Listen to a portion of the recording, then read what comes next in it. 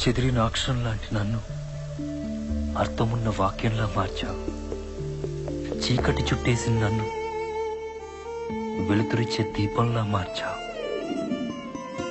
దారి తప్పిన కూడలిలో లక్ష్యం తెలిపి నడిపించావు. శ్వాస అందని సమయంలో నీ ప్రేమనే శ్వాసగా మార్చావు. నేడు నా ప్రాణం ఇద్దామంటే దేవతలా కనుమరుగయ్యావు.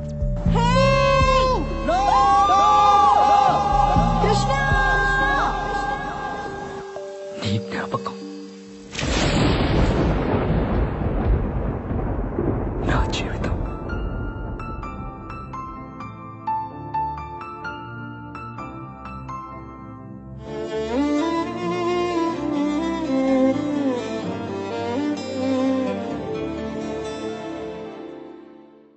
ఈ సినిమా హిట్ అవ్వాలి అని మాకంటే ఎక్కువ కసిగా ఉన్న ప్రభాస్ అన్నకి చాలా చాలా థ్యాంక్స్.